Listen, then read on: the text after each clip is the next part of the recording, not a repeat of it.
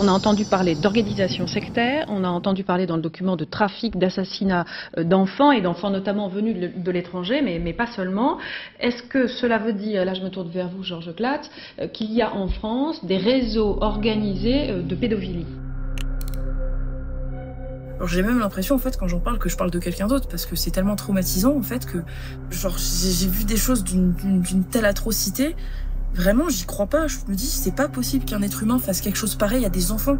Je pense que tout le monde le savait, mais en fait, dans ce milieu-là, ils aiment bien cacher. Ils se couvrent tous les uns les autres. Donc on voit bien que les médias ont un rôle très très important. C'est eux qui sont en première ligne pour étouffer le bordel. Ils sont tous les bras dessus, quoi, pour pas que le couvercle y saute. À l'âge de 6 ans, ma mère m'a vendue dans ce réseau.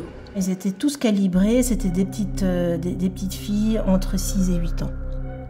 Elles étaient blondes aux yeux bleus, toutes.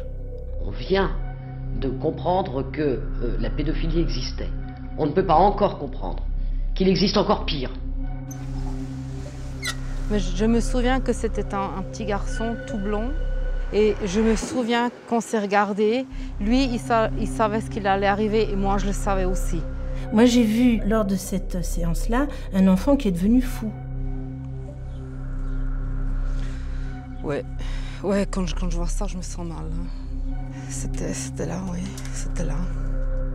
Mon grand-père est sorti major de l'internat, il était pédiatre. Il avait accès à toutes les drogues, tous les molécules qui permettent d'endormir, d'anesthésier. C'est quelqu'un qui a violé toute sa vie.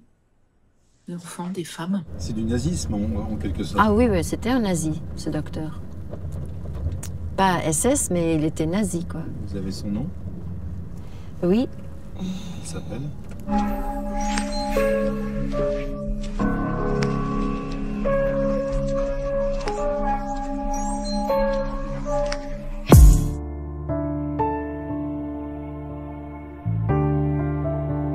Pourquoi avoir accepté aujourd'hui de briser un petit peu le silence depuis plus de 23 ans maintenant? Je suis tout à fait bouleversé par ce reportage. Il y a un moment où le silence, c'est de la complicité.